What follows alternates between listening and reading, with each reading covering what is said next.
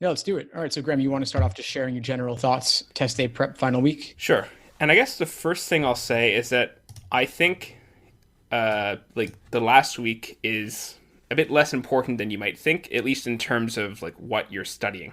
I'm sure Steve has the same thing. Whenever I look at the analytics on my website, there's just like this giant boom, like before every test, where suddenly there's like 8 times the number of people on my site, and it's like, why weren't you here before? But like everyone is like cramming the test in the final week basically because you've been doing it for several months, so like you feel like you just got to focus on it. But realistically, the bulk of your learning came from what you did previously. And I think the most important thing you can focus on in the final week is instead getting yourself in a good place in terms of relaxation and mindset so that you can just go in and perform on test day. I mean, obviously, if you need a 170 and you're averaging like 158, then you have other issues than simply going in to perform. But also, you're probably not going to do that in a week. So in that case, you just want to defer. But assuming you're like roughly at the right range, I'd say the most important thing is actually slowing down and relaxing, especially in the day before the test, making sure you get a good night's sleep, making sure that you have rested. Because people that are going to do the Olympics aren't going to be practicing the afternoon the day before their events, except maybe like some very light stuff. They're mostly resting for the big ordeal that comes. So I would focus on doing that, and then maybe like one thing, if there's like I don't know, say logic games was your weakness, really drilling those, or if there was like a specific question type, really drilling that could actually see some payoffs, like one targeted thing. But you're not going to see like a general all around improvement everywhere, and it's much more important to just prep yourself in terms of relaxation, so your body and mind are ready to perform. That's a solid general overview, Graham. I pretty much agree with everything you said. What I would really emphasize to echo what you said is that at this point, you pretty much either know it or you don't. And it's about tying up loose ends, any nagging questions that you don't fully understand, review explanations, do your own analysis, speak with others about it, just wrap them up so that you're walking into test day feeling confident and feeling like you know what you're doing. It's not the time to try out anything radically new. I wouldn't try doing several timed exams in the final week, maybe one or two max. Definitely the day before. Rest. I recommend really no studying at all, just getting your gallon-sized Ziploc bag ready and getting your admission ticket photo, all that stuff totally squared away, double checking things, but mainly relaxing. And I always talk about meditation and yoga and mindfulness, taking a hot bath as like last minute things to do. I'm going to add on one more that I don't usually talk about, which is restorative yoga. It's not any exertion at all. You basically just get yourself into different poses with a bolster, like a big pillow or some yoga blocks.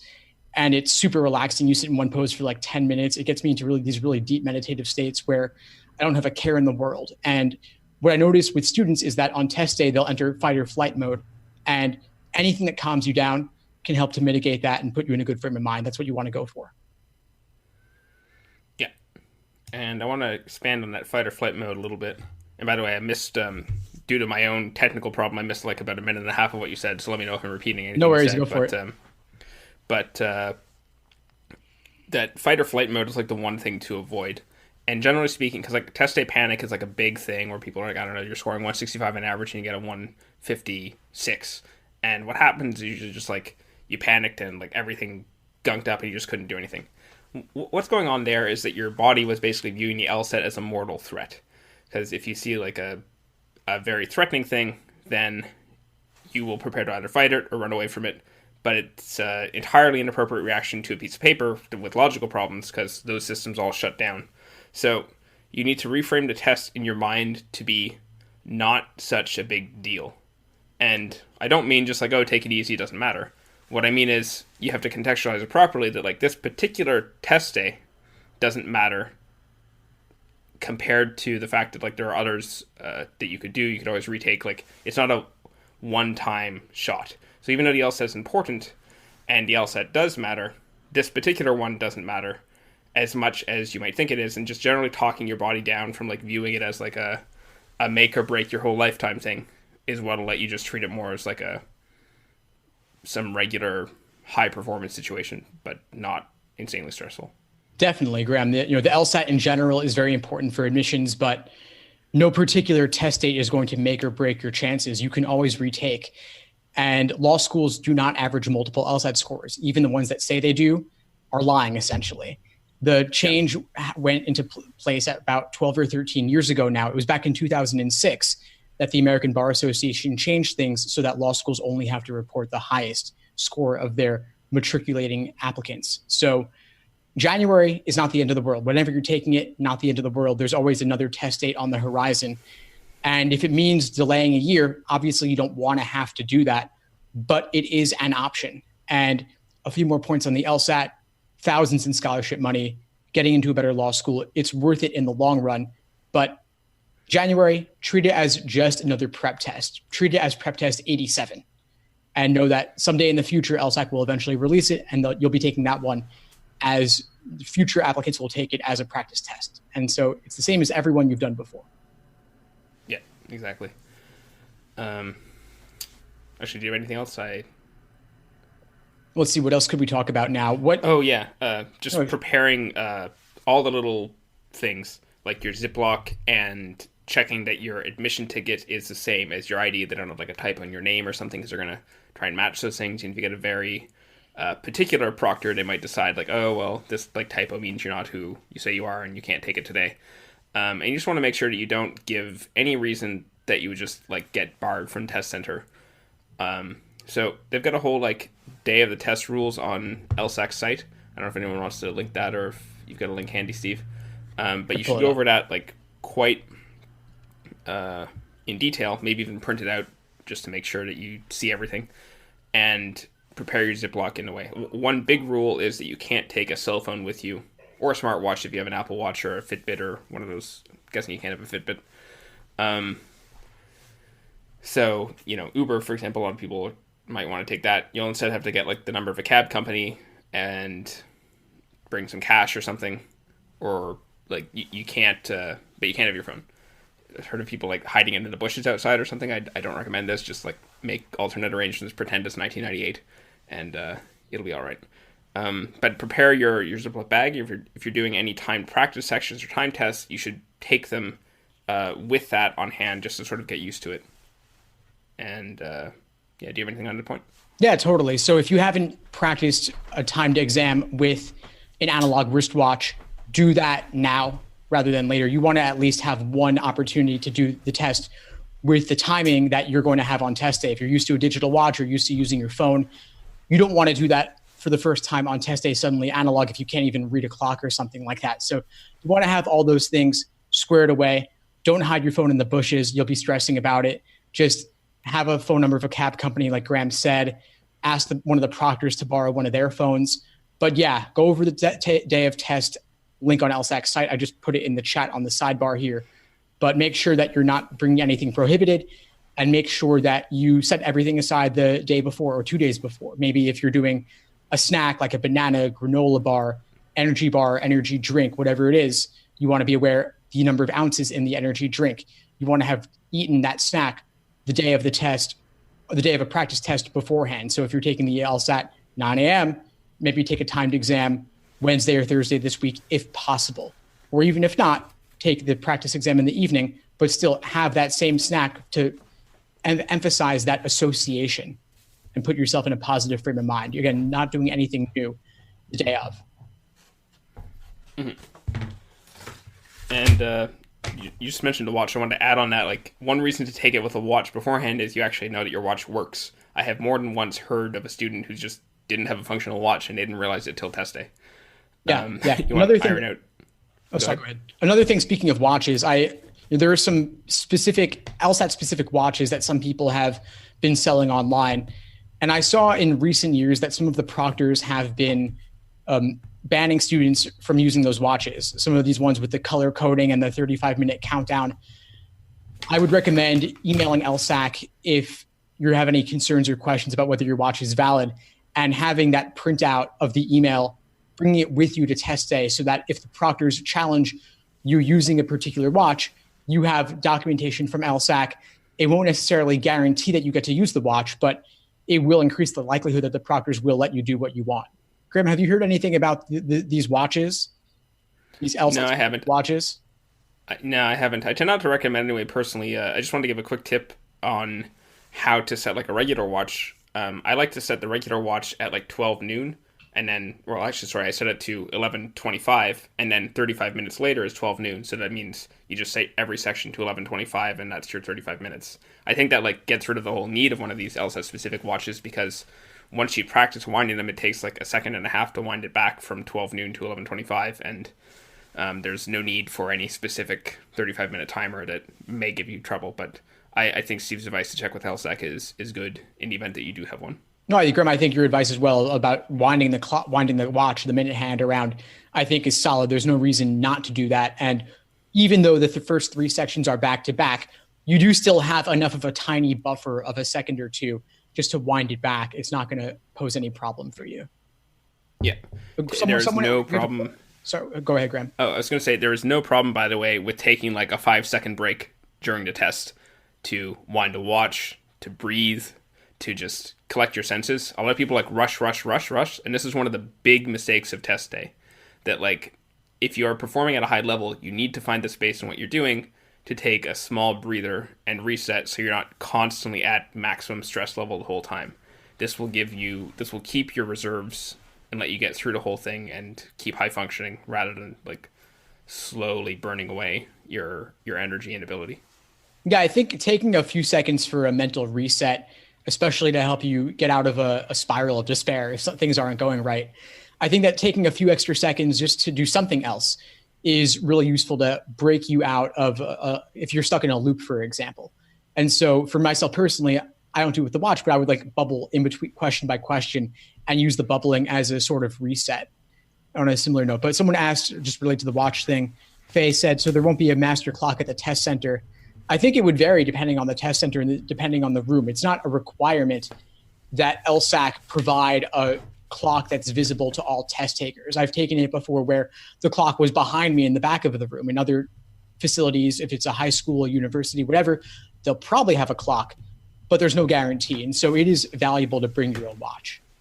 Yeah, even proctors that are supposed to call out a warning before every section, humans are humans, and sometimes it doesn't happen, so you can't even count on that. All you can really count on is your watch. Yeah, definitely. I wouldn't count on the proctors for the 5-minute warning either. You want to have your own internal sense of rhythm for your pacing in general. And that's something to practice in the final week. Work on your pacing and endurance with these timed sittings. If you can't do 5 sections in one sitting, do 3, and that'll at least be something. But yeah, I'd love for you to get to the point where you can do a timed section with no watch at all and still be virtually guaranteed to do it in 35 minutes or less. I think that's a goal, but if that's not possible, that's okay. You have your watch, look at it yourself for your 5-minute warning. A couple other things I usually tell students beforehand. One are like, I hear a surprising number of times where like some little thing, like having to go to the washroom or needing coffee, mess people up on test day. And so as much as possible for like these 5 things, you should try and prepare yourself in advance. And these are the 5 things I can think of that tend to mess up like a test day experience. One would be tobacco, if you're a smoker. I haven't smoked myself, but I'm guessing you can just sort of... I'll list the 5 things first. Tobacco, caffeine, water, going to the washroom, like peeing, and food. Because some people smoke a lot, some people constantly drink coffee, some people are drinking water all day long, some people have to pee a whole lot, and some people eat food constantly. Like, I mean, if you're one of those, like, 6 meals a day sort of people. So if you're in any one of those categories, what you want to do, it's a little bit late now, but not too late, is just taper off the activity. Even 6 days is enough time to say reduce the amount of coffee that you have, because the body's a very adaptable organism, and if you just reduce the amount of coffee, then you won't need as much coffee, and you'll be better able to get through the 5 or so hours of test day without like a caffeine crash. Same goes with water. You can just drink a bit less or drink with wider gaps in your drinking, because I don't think you can have water on your desk. I think you can only have it in the break. So that's like 3 hours without water. Just like ask yourself, like, do I do any of these things constantly? And then set yourself up so that you're doing it like test day, where you won't be able to do those things for 3 hours or more, and just to be prepared, and then taper it down. Your body will adapt. I think those are some great like physical, biological things, especially to think about. I've got a couple that are more on the mental end that I thought I'd share. One of them is getting distracted by what other people are doing. So specifically, if other people are working faster than you, slower than you, making too much noise. You want to ideally have practiced at least one exam in a mildly distracting environment like a library, a coffee shop, somewhere with some ambient noise and a little bit of motion, so that you can work past those distractions of whatever's happening around you that is pretty much irrelevant. The person next to you could be doing games, you're doing reasoning. They're doing reading comp, you're doing something else altogether. And maybe their pacing is not correct. So just keep in mind and trust in yourself. Another thing I'd say, and this is probably the biggest mistake I see, is getting bogged down in a particular question.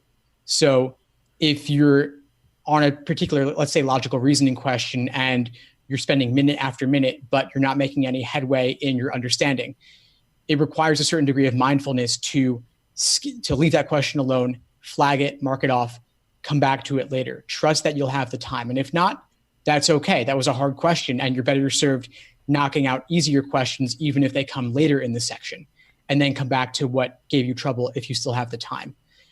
And I guess one more thing I would share is waiting until the end to bubble. That's a huge mistake I see people make sometimes. And it's enormously problematic, of course, because what happens if you run out of time?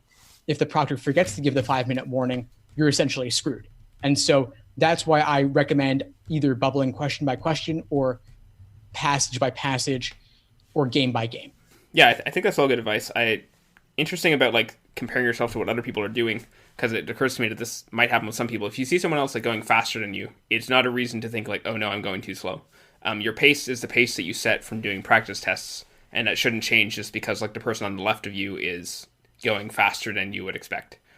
This is like a normal human thing to like compare to what's directly in front of us, but it's the internal pace that actually matters, because they could be going fast because they're just rushing and they're not doing very well. It doesn't mean that they're like getting a 175 and beating you.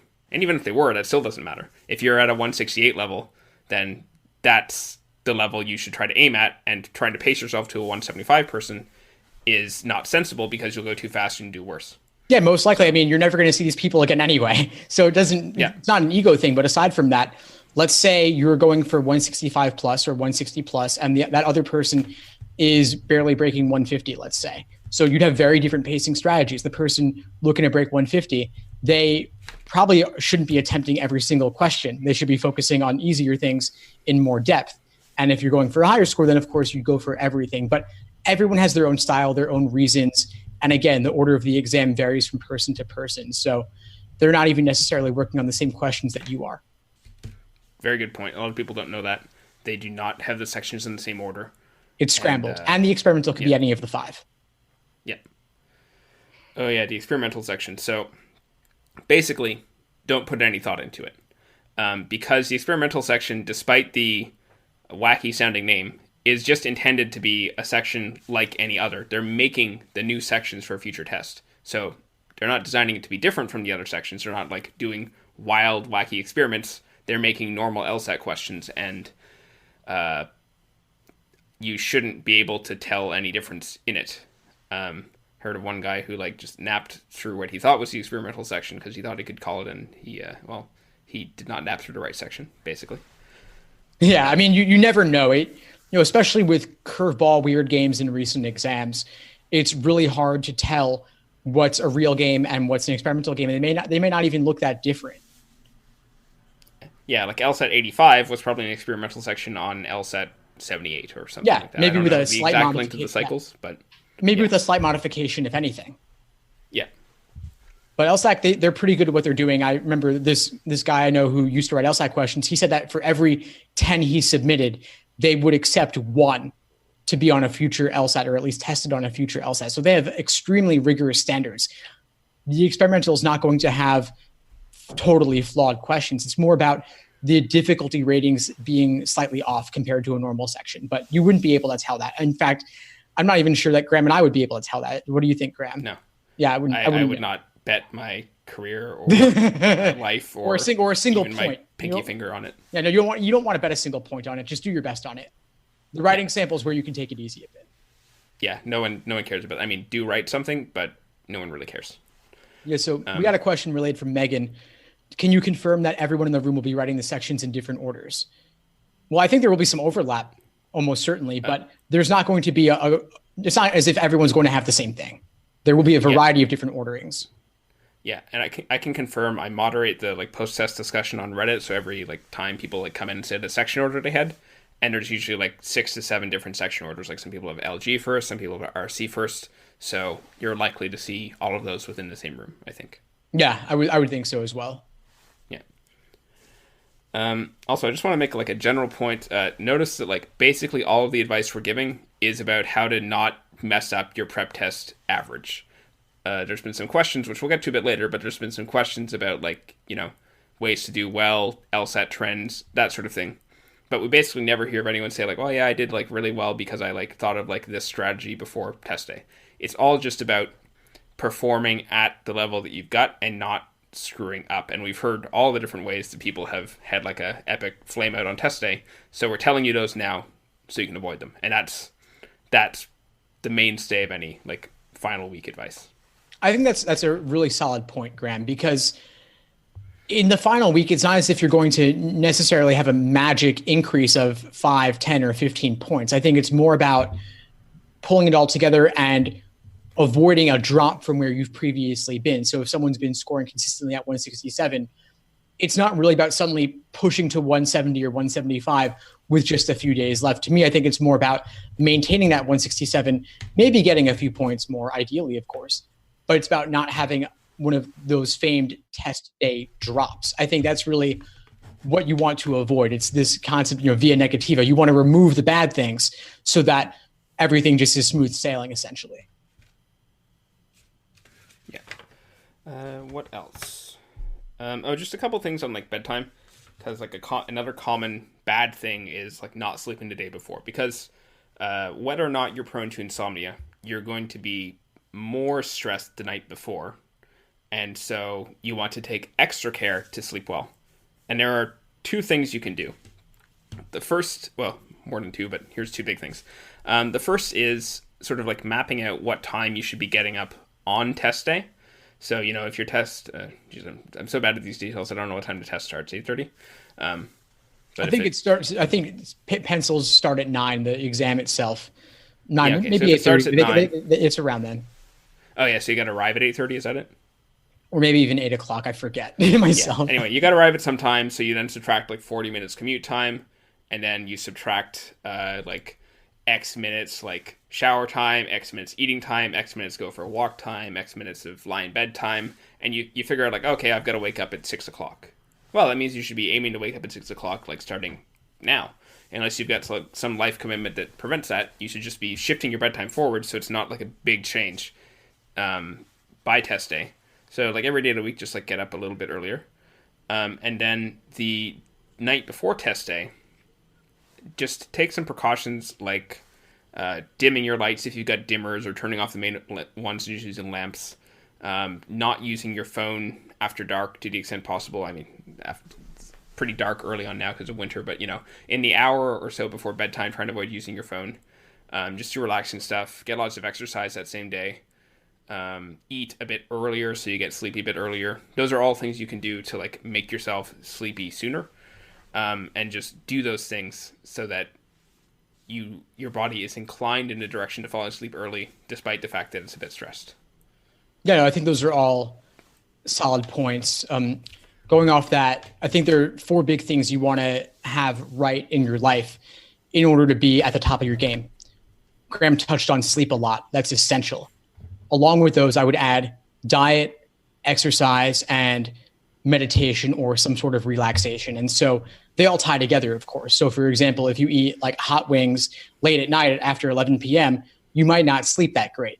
Same goes if you drink a lot of alcohol or engage in any other drug use. Like that can have a major impact on your mental state and affect your sleep at the same time. So it's a double whammy. You really want to avoid all of that. This is a time to be clean, be healthy, keep it light, keep it simple. Don't do anything crazy in this final week, especially with regard to diet or drug use. Especially this is not the time to start experimenting with Adderall or Ritalin or anything like that. I think you want to have, if you have been prescribed those things, you want to test them out for at least a few weeks, ideally, in the lead up. And if not, it could affect your sleep, mental state. You get a low practice test score, everything starts to unravel. So you really want to have your mental state solid. with regard to exercise. Anything's good. Don't overdo it though. I think yoga is perfect because it's a great balance of mindfulness and relaxation, but also some physical exercise. And if anyone can't make it to yoga class, I would highly recommend the YouTube channels Yoga with Adrian and Fight Master Yoga. You just search those. They're both great resources. I've done them a lot personally. Put them on your TV or your phone, iPad, whatever.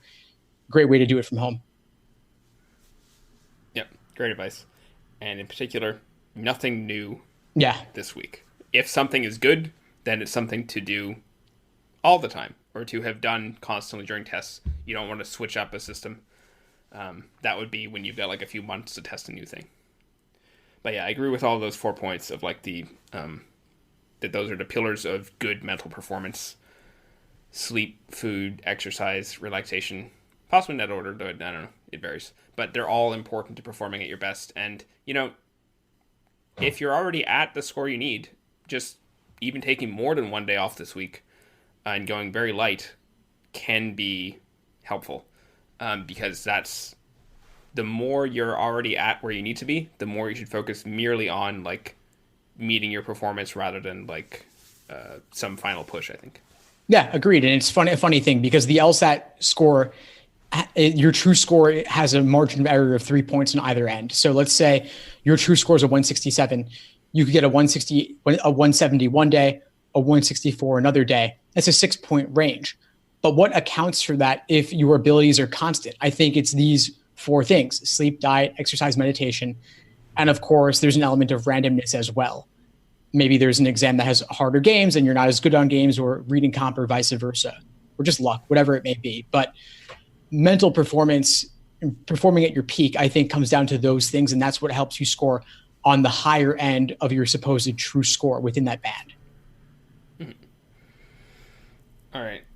So I do have actually, no, this is still like a general thing, but it's not like a mental game thing. This comes up a lot, cancellation. And someone actually asked about that earlier. And I guess I should mention this in tandem with withdrawal. Basically, someone asked, like, should I cancel? The answer is no. Unless you just, I don't know, you passed out and you know that you've bubbled in no answers. Well, sure, cancel. Or, you left halfway through the test and you've only bubbled in half the answers. Sure, cancel. If there's like a clear mathematical reason that like you're like 20 points slower, then it doesn't hurt to cancel. But then again, it doesn't really help that much. Like, schools really just look at the highest score. And so even if you have like a low score and a high score on record, it doesn't matter that much at all. Maybe not at all. But the more common scenario is somebody just gets out of the test and they feel bad. And they're like, oh, I think I should cancel. And I'm sure there have been many 170 plus scores canceled this way. Because like you'll never know. But I can tell you that like 90% of people come out of the LSAT and they feel bad. You've just done a very long, stressful thing and your energy's drained. Of course you're going to feel bad. But unless you have like a clear reason, it doesn't mean you performed bad. That's just how people feel. So canceling in those circumstances is strongly, strongly not advised, because there's no benefit and the potential that you're canceling an excellent score. Agreed. I think that if something catastrophic happened, like the fire alarm went off, there was a marching band outside, the proctor's totally screwed up, the person behind you vomited on you or something, like any of those things would be valid reasons to cancel, in my opinion. But if it's just you did a little bit worse than usual, you feel that way, you have a vague sense of unease, games or reading comp or whatever else didn't go as well as you would have hoped, but nothing awful happened, I don't see much benefit to canceling, since law schools only take the highest. I don't think a cancellation looks bad on your record, but at the same time, why deny yourself the chance that you may have done better than you thought? Yeah. There are plenty of people who score in the high 170s who felt that vague sense of unease also, and it's a good thing they didn't cancel because they end up with great scores. And look at it from the perspective of an admissions officer. Like, they're only required to submit the high score. So, if they got a 170 on record, then that's what they submit, and that's all they, like, legally care about. Now, of course, they are going to think, if they see, like, a 150 and a 170, they're going to think differently than if they see just a single 170 or a 165 and a 170, and that may influence them in some way. But the question you got to ask yourself is, if they see a cancel in the 170, what kind of inference are they going to draw from the fact that there's a cancel? It's probably a bad score, right? That's what they're going to think. And so there's not really any benefit either. Because, like, if you were going to get a one. Let's say you're aiming for 165. Your score was going to be a 158, and then you cancel. Do you really think that like 158 and then 165 later looks much different than cancel 165 later? If anything, you might think the cancel is lower than the 158. So if you just have like vague unease that it's lower than it should be, like it could potentially even look worse to cancel, because they may think the worst. Yeah, I think that there's just not really a benefit, and there's no need to explain away a lower score and a higher score. People always ask about, should I write an addendum because of my LSAT score? And honestly, it might make you feel better to do that, but honestly, I've talked to admission officers, they really don't care. They just want to see a high score. That's what their jobs ride on, is getting applicants with higher scores so that the school can rise in the rankings. That's really all they care about at the end of the day, getting the best qualified people possible. But that measure is based on the highest LSAT score of students who apply. It comes down to that. Yeah. And even if you have a fire alarm, but you still perform, like you get all the time done and you get the timing done, like don't even cancel then. Like necessarily. Yeah, as long as you get it done. As long as you get it done, that's all that matters.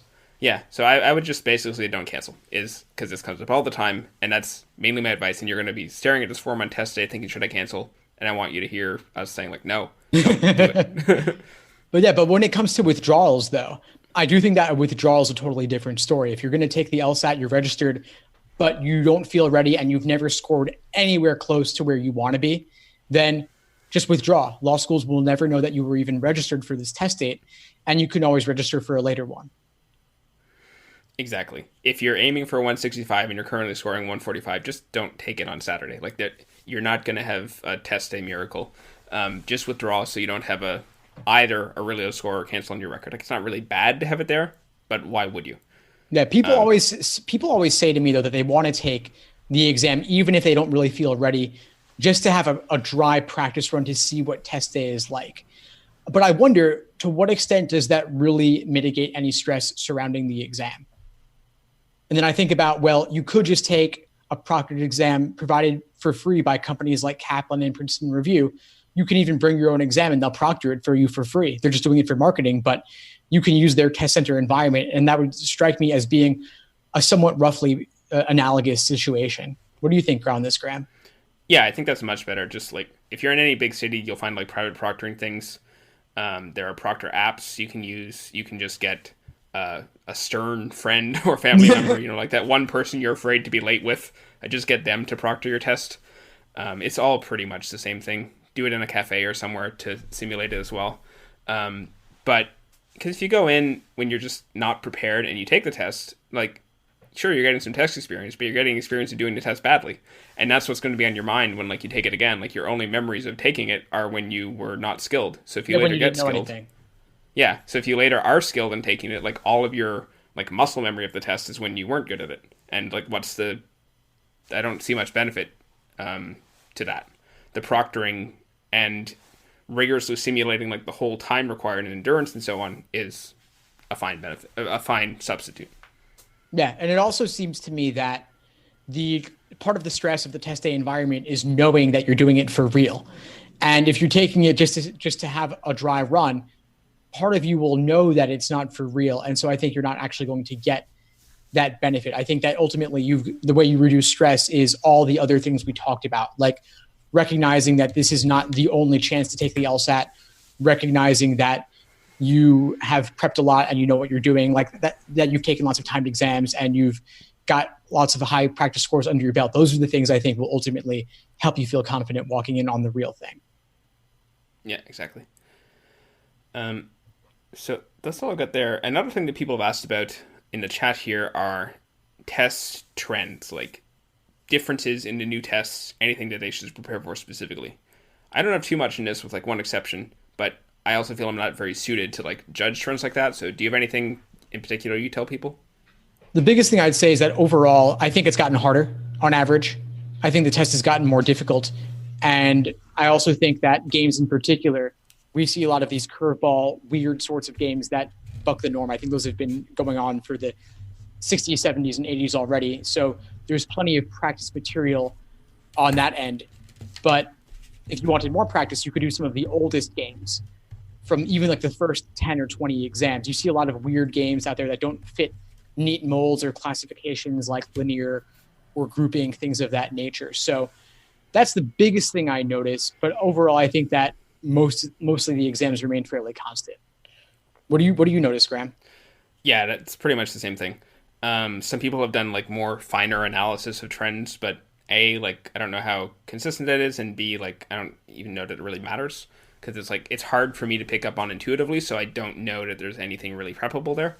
But it is harder. So like one thing you can do, I guess it's a little bit late for this. If you haven't done any recent tests up until now, then you should probably try one. But normally, I guess this would be something we'd tell people like a few weeks out, do some of the recent tests, in the late 70s and the early 80s and so on, so that you're used to the harder thing. As for why it's harder, it's because people prep more, I think, so they've had to increase the curve for recent cohorts. I mean, that's not officially confirmed, that's just my informed speculation. I mean, actually, there is one trend, but like, say I don't know what this will do for you, but I have noticed there's more logical reasoning type questions in reading comprehension.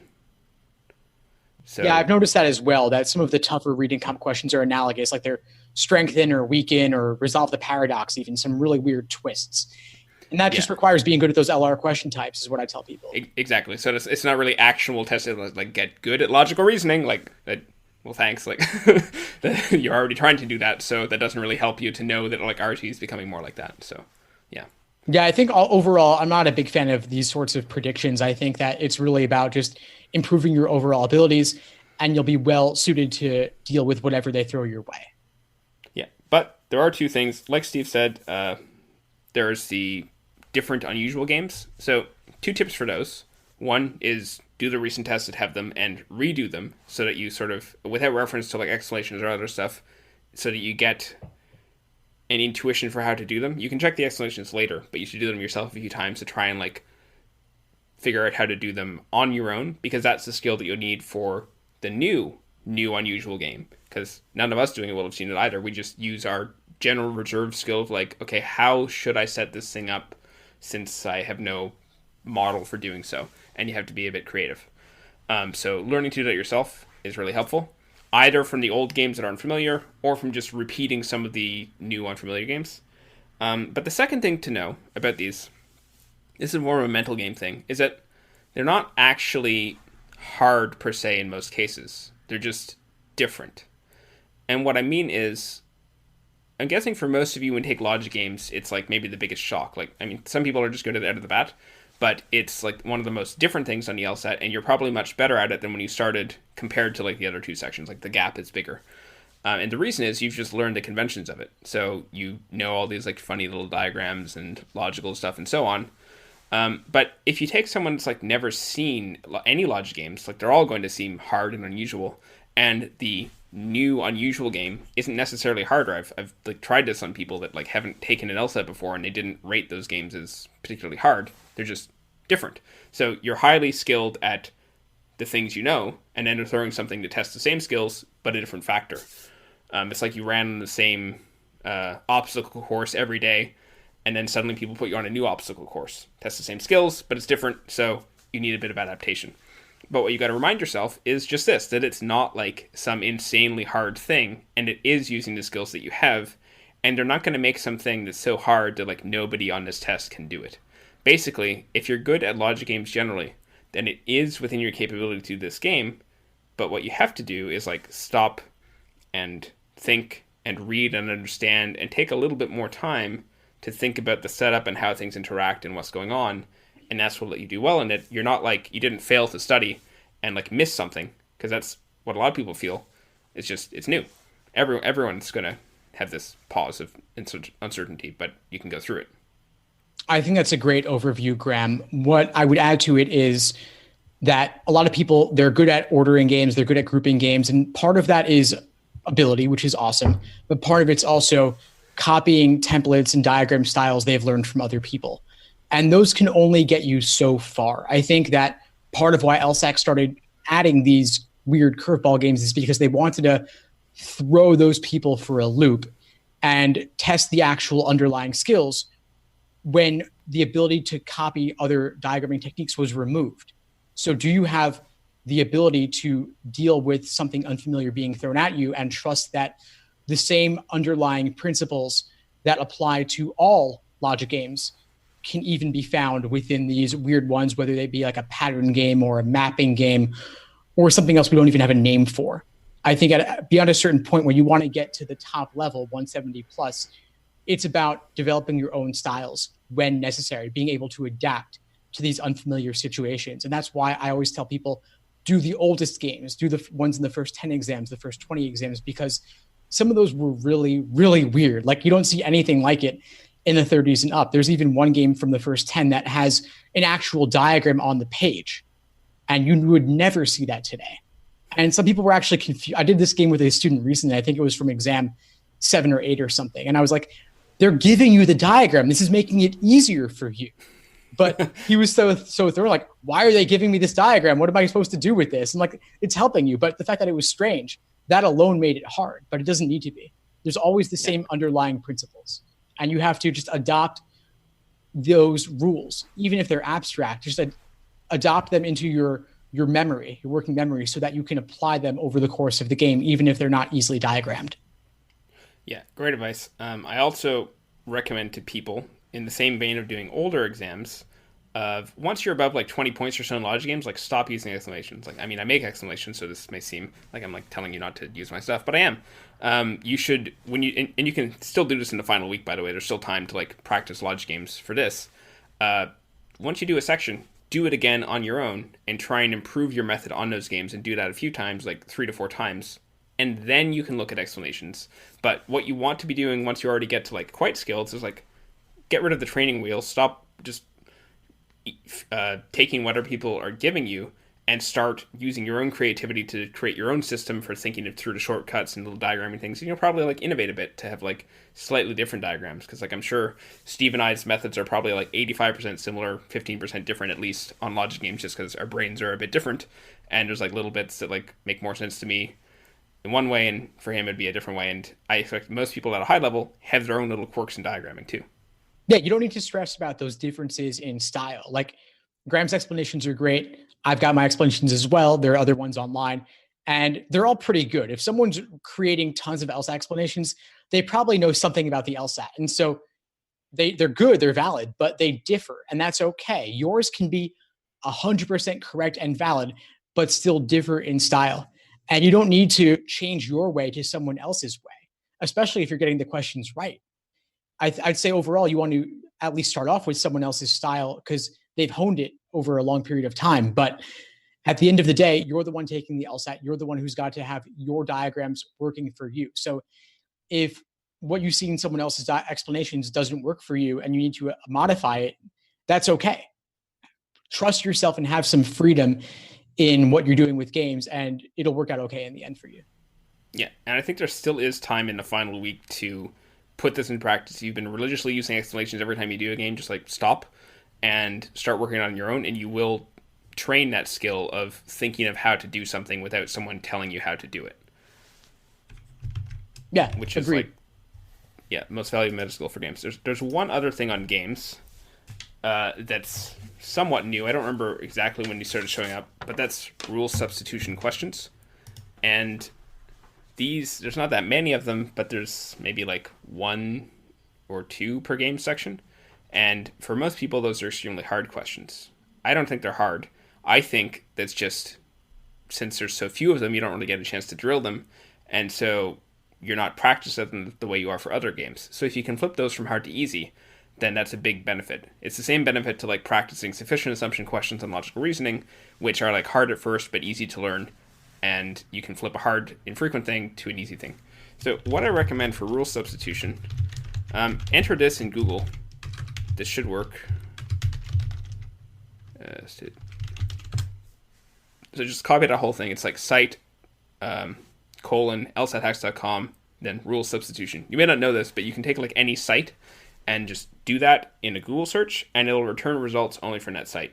I should really make a page sometime that just has my explanations for rule substitution questions, but in the meantime, this is how you can find them in my own explanations. I don't know if you got a blog post that has like rule substitution questions, Steve, Yeah, but basically the idea is you just make a drill set of rule substitution, because I find almost nobody does this. So there's definitely time in the last few days to do this. Basically, you would take some games you've already done. So you're not, the goal here is not to burn through like 7 new prep tests, but take about 7 games you've already done, set them all up, and then just do the rule substitution question. And then check the explanation for it. In this case, because here you want to actually learn the method. And the goal here is just to see it like 7 times in a row and start to notice the pattern that's in them. Because if you've never done that, then, well, you probably can learn it pretty quickly. You just haven't tried. The rough pattern is that the only way to substitute a rule is to use some of the other rules. Because, if the rule says like F is before G, there's no way of doing that. I can't just say the rule again. I would need to have some other rule that interacts with the new rule that gets the same effect in an indirect way. And that kind of thinking is a skill that can be trained, and that's how you solve rule substitutions quickly. It's like looking around at other factors and seeing what's interacting with F and G. How can I replicate this effect by latching onto some other existing rule? And so just by going through a set of them, you can learn this, and most people just haven't, so there's probably a point or two for you in there. I think that's a great technique. So basically what you're saying is, by the way, these questions started in exam 58 and up. So you do have at this point nearly at least 30 exams worth of games where you have at least one question like this. But so what you're looking for something that's just totally equivalent, doing only the games, like the setup, the rules, diagram, and then just do that one question, which is typically the last question of the game. You're looking for something is that correct, Graham? Yeah. Yes, you're looking for something that's just equivalent in meaning, but expressed differently.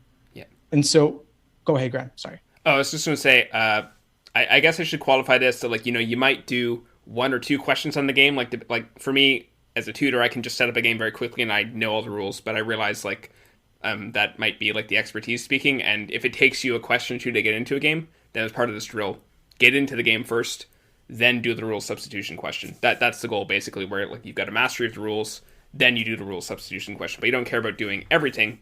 You just want to get it so you've got the rules internalized, then do the rule substitution, analyze it, then do the next game, same thing. I like that. But for test day itself, would you want students to do the rule substitution question last in the order given, or would you recommend doing it after the orientation question? Oh, definitely last, I think. Well, I don't know if you have a different view, but in my view, to do it well, you need to really have the rules internalized, and I expect you'll have the rules most internalized by the time you're at the last question, so it probably makes sense to do that last. Yeah, I would agree with that. And I think also the benefit of doing them last is that then you can use all your previously drawn hypothetical scenarios to help you disprove answer choices. That too. Because if a given answer choice on rule substitution would render a previously valid scenario invalid, then it's more restrictive in some way. And so it could not be possibly logically equivalent. So I have seen a lot of times using the previous hypotheticals as well as the correct answer to the orientation question to help solve those rule substitutions. What was I saying? Oh yeah, I was saying do them at the end because you know the game the best by then. And when you're setting up the games, just the goal is just to have the rules internalized and do the rule substitution. If you can just set it up and go directly to that, then that's your drill. If you need a question or two to be sure of the rules, then do that and do the rule substitution. But the goal is not to do the whole game. The goal is just to, in rapid succession, do 6 or 7 rule substitution questions in a row, so you can start to see the patterns and how they're replacing it, and start to see oh, that's how they're doing it. It's so simple. That's the moment you're looking for. No, solid. I think that's one of those things where when something comes up so infrequently, it's hard to focus yourself on it because you're only being reminded of it every now and then. Kind of evaluate the argument questions in logical reasoning. They come up once every 8 exams or something like that. And there've only been maybe 10 of them ever. But if you isolate those 10, you can learn them. I think the same is true here. So I think Graham's tip of focusing on those specifically is really solid. Yeah. I had the same thing with comparative reading. When it first came out, I was bad at it because there weren't that many. And then I didn't do any particular strategy. I just got good at it over time. I guess I just had to see more. Yeah. I'm wondering if people have other test day questions for us, those taking in January. I think we've covered a lot of what's in the chat already, but Does anyone have any Yeah. specific test day questions for January that they want to ask before we move on to something else? Yeah. One person did have a question that I think is January when it says, at one point, have you read one too many LSAT books? Should I just be drilling? At this point, you should mainly just be drilling unless you've been reading something that is like, it feels new and revolutionary. You're like, whoa, like actually this is really good and I should be reading this. So, like, use your subjective experience. If you're just reading more stuff that is like correct but familiar, I'd say drill instead. But if you're reading something new, like if anything in this webinar is like new and you're like, oh, I should try that, then, try that. But otherwise, just drill. Yeah, so don't reread the same book you've been reading for months. Like as a refresher, that time's probably better spent just doing some more practice problems. Someone is asking about sufficient necessary assumption questions. So that's a major topic that I think could definitely help someone pick up a few points in the final week, because those are both common question types. The way I explain it is that necessary assumption questions are a very specific kind of must be true question, and you want to gravitate towards more moderate language. It's something that's required in order for the argument to be true in the first place. And you spot these questions with necessary assumption indicator words that are synonymous with necessity, like depends upon, requires, and assumes. On the flip side, sufficient assumption questions are opening the door to new information, where new information in the choices, if true, would guarantee the argument 100%, leaving no ambiguity at all. So it doesn't matter how strong the language is, as long as it gets the job done. And so sufficient assumption questions, you determine them ID them based on the term in the question stem synonymous with sufficiency, like allows, enables, follows logically if assumed, and properly inferred if assumed. But these questions require very different perspectives. And so it's important to tell the difference. Yeah, and I'll just give a practical example to show the difference in the strength of these. Let's take like doing well in the LSAT. I'll give one necessary thing, one thing that's sufficient, and one thing that's like it strengthens the potential of getting a good LSAT score, but it's neither necessary or sufficient. We'll see if you can see which one is which. So one would be having a accurate copy of the answer sheet and knowing that it's an accurate copy. Second would be being able to breathe. Like I don't mean like meditative breathing. I mean like just you can breathe and you're not out of oxygen. And the third would be being really good at logic. So I'm guessing it was pretty clear which of those is like sufficient to do well on the test. If you have the answer sheet, you are, just as long as you just fill it in, you are going to do well on the test. You're going to get a perfect score. If you have the ability to breathe, you can do the test. It is something required, so it's like a requirement for doing the test, breathing. Can't do it without that. Can't take the test if you're dead. But it doesn't help very much. That's what necessary assumption answer choices do, except they're more context specific. So it would be something like, you have a test center ticket would be a more realistic necessary assumption thing. Because like if you forgot that, no matter how prepared you are, even if you have the answer sheet, so I guess the answer sheet actually isn't sufficient, and few things are sufficient in the real world, but required things don't help you very much. And then something like that strengthens it, like just being really good at logic. Well, if you are really good at logic and don't have an answer sheet, who cares? And if you're really good at logic, but you could be bad at logic and still do well on the LSAT. If you just, I don't know, read really precisely, that would probably be enough in a lot of cases. Well, that's funny because that brings us to the world of things that are neither necessary nor sufficient. Like being really good at logic would certainly help. It wouldn't guarantee it, but maybe through the use of some formulas or or being strong in other areas, you could do well on the LSAT without being good at logic. But I think your overall example illustrated the point pretty well. Yeah. But yeah, really important to focus on this. Make sure you have this topic down. I've got some stuff I can add to the chat about it. But anyway, we got another question here. Someone asking, 10 minutes left at the end of each section. Is that bad? Yeah, I think that's you're working way too fast. Yeah, I mean, unless you're getting everything right, then it's great. Yeah, then that's great. So how are you scoring? Right.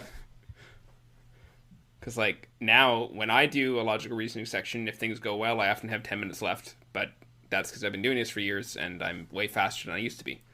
But if you're getting a whole bunch of stuff wrong and you got time left, yeah, I would just slow down. And I would also use that time to review. Because time left at the end is actually really great if you can just review the ones you had more trouble on. But you probably shouldn't have that much time unless you're getting almost everything right.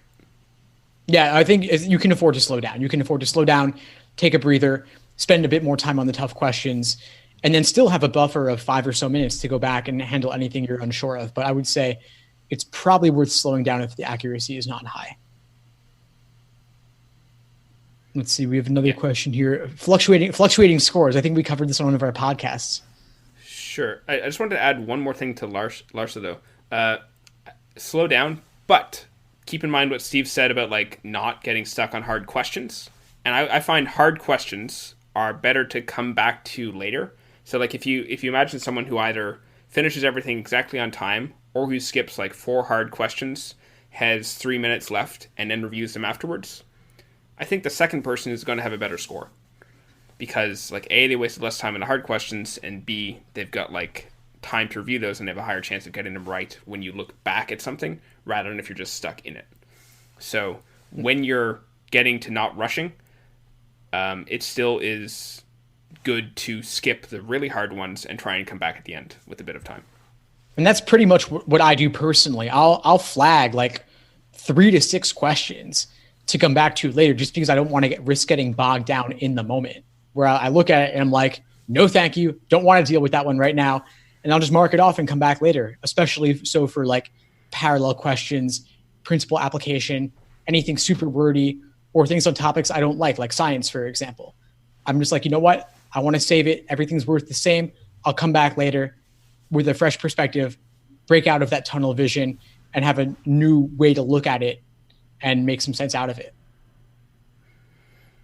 Okay. Someone asked an interesting follow-up to this. We'll get back to the score fluctuations, but someone asked an interesting follow-up. How can you tell if a question is hard, and are some parts of the test that are harder than the others? I mean, I would say just like if you don't feel you're understanding it, or it's taking you longer to get through it. And what's hard for one person may be a bit different depending on knowledge, but that's my only measure for like hard things. It's just like, do I know what this is saying? Because if you know what a question is saying precisely, then it's easy. So that's my view on that. I think difficulty is a fairly subjective thing, but there are certain commonalities. I'll speak about logical reasoning since difficulty is clearest there, I think, but we do know that there are ways that LSAC increases the difficulty level of questions overall. With formal logic questions, they may require linking conditional statements together. They may require taking the contrapositive. They may put the conditionals out of order to make you rearrange them in order to link them together. They may use words like unless, except, until, without that are not clearly necessary nor sufficient condition indicators. They may make it on a tough topic. They may use tough vocabulary words. They may use technical terms. So I think that they're all, if like any question may include 1 or 2 of those things, and it's not too bad. But if they include 3 or 4 or 5, then it starts to get tougher. And you see that more clearly on questions later in an LR section. LR questions are in a general order of difficulty. So level 5 and level 4, the toughest ones, will more often appear towards the end. So I would be a little more wary of questions there. Whereas in contrast, those in the first 10, I would be more likely to trust my instincts and blast through them. But later questions, I would give it a second look. Yeah. Except for the very final 2 questions on LR, those tend to be a bit easier. Yeah, it's weird. I find like 15 to 22 are typically the toughest, and then it gets a little bit easier, maybe because people are running out of time, so they decide to punish them for that. I don't know that this applies to... Yeah, I think they're rewarding pacing. I don't know if this applies to RC and LG. I think the first game is usually not the hardest game, but other than that, any trends, or are they pretty much all over the place? I have rarely seen the 4th game be the easiest. It has occurred. I think in test 36, the 4th game there was just like a weirdly easy game. That exam, the 3rd game is one with the bus, the windows, and aisles. It's one of the toughest. But overall, I'd say the 1st is not going to be the hardest. Most likely, the 4th will probably not be the easiest. But I wouldn't stress too much about it. I would just go through them in the order given. Yeah. All right. So back to the score oscillation. So I think we did cover this in a previous one, though I can't remember what we said. We probably have covered like everything in a previous one. I think we'll be like the 2 like rambly men of like podcasting, because like we're just saying all the same things, but we'll just keep having new exciting examples to share to illustrate our points. Yeah. So what did we say about this before? Score fluctuations. Everyone's score fluctuates. Like I said before, there's a score band 6 points. So even if everything went right, you have a 6 point variation potentially. So this person's saying an 8 point variation, but that still seems possible to me. Depends how you slept, what you ate, idiosyncrasies of those exams. Pretty normal. And I'm guessing most of the fluctuation is on like a smaller band, and those are like the two highest things. That it wasn't like 169, 177, 169, No, 177. yeah. So no, this is just totally normal. It's why this is actually an extremely strong reason to plan to take the LSAT more than once, because just with like no skill change, you could get an 8 point improvement. Probably won't be that drastic, but certainly you could get like a 3 point improvement just from like random fluctuation in your score band. Yeah, it's totally chance. And so give yourself more chances to get closer to the higher end of that. Even if your true innate score was, let's say, a 173, you could still take it multiple times and get the benefit of having a 177 on your record, apply and be accepted everywhere. That'd be awesome. Go for it.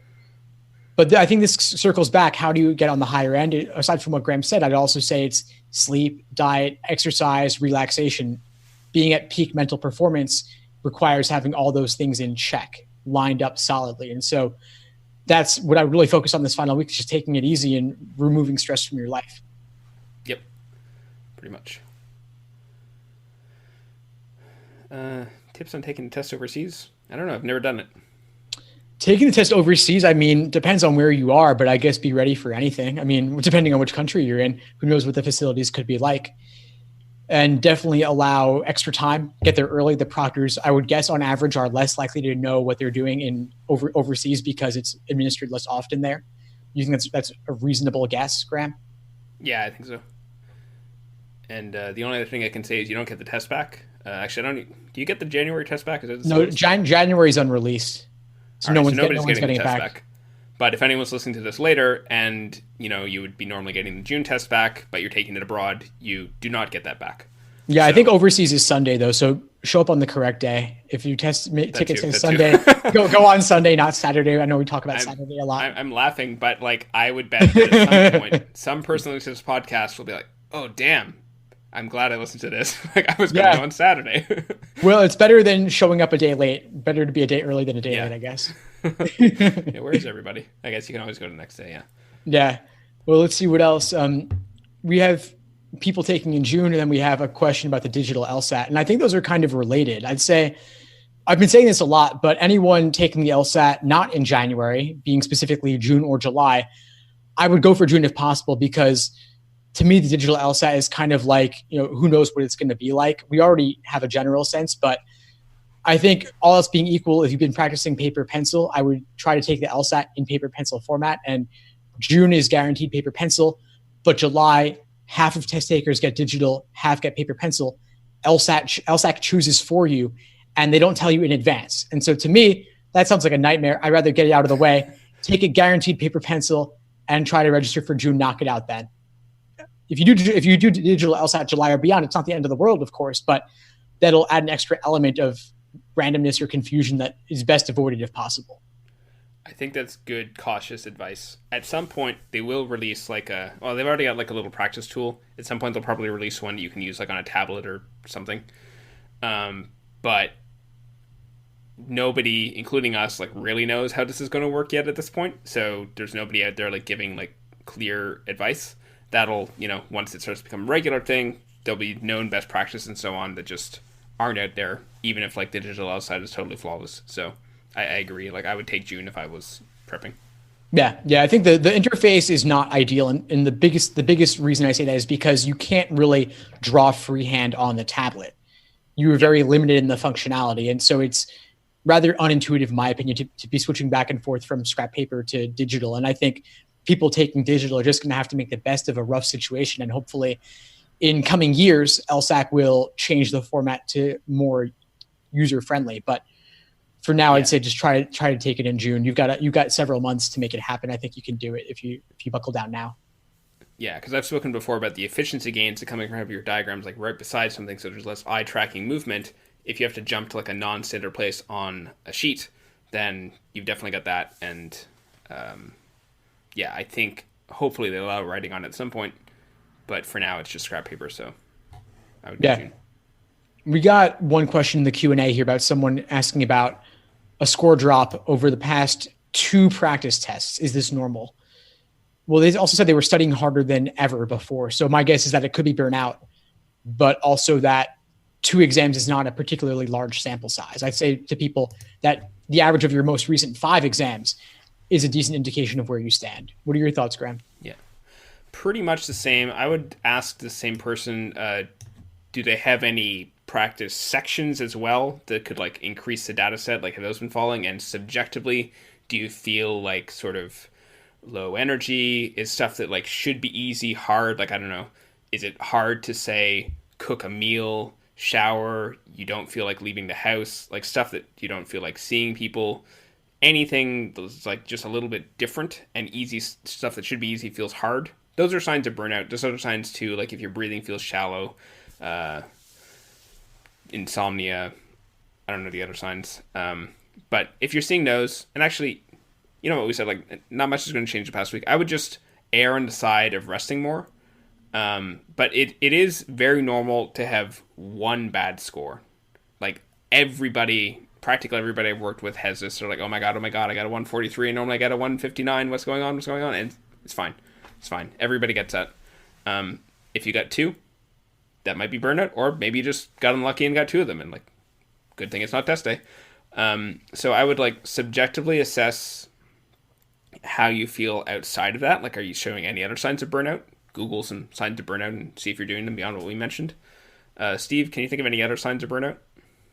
I think it comes down to people just how many hours are you putting into a day? I think that's the best way to tell. If you're putting in 3, 4, 5 hours a day consistently, especially those who are studying full time, they run the risk of this. And it's just a question of dialing it down a bit, taking a few more breaks. I think if I looked at someone's schedule and how they spent their day, I'd be able to tell if they were going to suffer from it or not. It just comes down to too much imbalance in life and almost like an addiction where it's hard to tear yourself away from the exam. And so I would encourage people, especially over here in New York, I'm sure Montreal's even worse. It's like freezing. It's the single digits and you're not getting any sunlight at all, period, on a day like this. And that's disastrous to me. I think seasonal affective disorder is real. And in January, we're all especially prone to it. And so I think it's partially about just shifting gears a bit and giving yourself the freedom to take a break as a way to rest and recuperate and get out of that slump.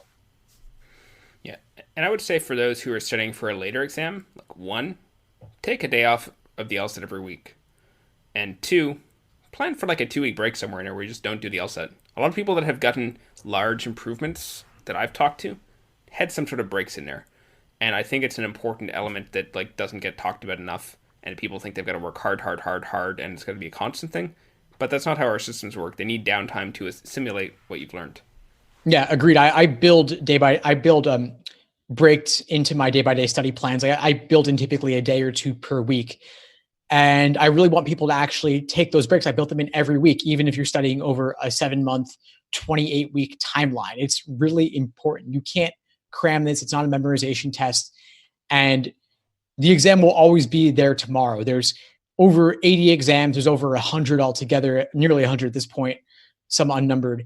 So there's tons of practice material, and it will always be waiting for you. There's always more to do. There's nearly 10,000 LSAT questions at this point. So you're not gonna come to a time where you're gonna have completed everything, most likely, unless you're in our shoes doing this for a living. Most people don't do every exam, nor do you need to. It's okay to slow down. You could do only 10 exams ever, and that could be enough for you. So think about going more in depth rather than just doing exam after exam after exam. It's not like exam number 20 or 25 is going to suddenly make the light shine through. Yeah, exactly. Quality over quantity. You don't need all the quantity. I just want to take a quick moment here to say that if you've been listening to all this in the webinar and you liked it, then you effectively just listened to an LSAT Pros podcast. And if you thought it was favorable, then I've just put in like an iTunes link, and you would be totally justified in clicking that, putting in a rating, and writing what you thought of what you just heard, because this was effectively a live podcast that we're going to be releasing tomorrow. So we would really, really love it if you did that. Yeah, we would really appreciate any ratings, reviews, spreading the word. If you're active on any message boards, please feel free to give us a plug when appropriate. We really rely on you guys to help us get the word out. I'm sure you all know other people studying for the LSAT, applying to law school. And so, yeah, we appreciate anything you guys do to help get the word out there. Someone else is available on Someone else is available on Android. Yes, it is available on Android. I'll try to put the link in there as well. Yeah. And this applies to like any podcast thing. Just go search LSAT Pros and it should show up. And actually, if you're on Android and want to leave a review there, that would be great too, because I'm guessing they have their own review system. If anyone has any other questions, we can answer those. I think we got through everything. So. But yeah, we appreciate you guys coming out here, and please, again, spreading the word, leaving ratings and reviews. It's especially important as we're just launching this and getting it off the ground. This is really a prime time this week to get the word out, especially with people taking the LSAT on Saturday and Sunday. We really appreciate your help. Medea just says, thank you both. You guys are awesome and have given me the confidence I needed. Thank you. Thanks, Medea. Thanks for coming along. Are you on iPhone? So, would you be willing to click that link and put exactly that in the review thing? Because that would be that'd be awesome. Yeah, awesome. Thank you. We appreciate it. Well, if anything else, you guys can feel free to reach out to us directly. Please email info@lsatpros.com with questions, and we'll do our best to cover them in a future podcast episode. We'll be releasing the podcast every week, and it'll be the same format, question and answer, but you guys supply the content. Yeah, exactly. I would say info@lsatpros is the best place to send them, but you can send us at other places too, and we'll find them. Yeah, definitely. But again, Graham, what's the best way for folks to reach you, for anyone listening out there? I would say graham@lsathacks.com. And if you want to follow me somewhere else on Instagram, I'm Graham_Blake. That's GRAEME_Blake. Awesome. And I'm Steve Schwartz at the LSAT blog. You can reach me at lsatunplugged@gmail.com. I'm also really active on YouTube. Just go to youtube.com/LSAT blog, and I'm putting up new videos all the time. And the podcast is going to be every week, indefinitely. Yeah. Someone says, you guys are awesome. One last question. Would you suggest resting until Saturday? I mean, depends how you're feeling. Like, if you're burnt out, yes. If not, no. I would keep working. Just, like, maybe take it, like, easier than you did in the past 3 weeks and rest the final day or two beforehand. But there's still time to, like, drill some stuff. Like, the rule of substitution we talked about. Or any particular hard point, or like doing games, repeating them without explanations. Like there's still stuff you can do that might get you like a few points. So it's worth looking at. So I'll explain the laughter in a moment.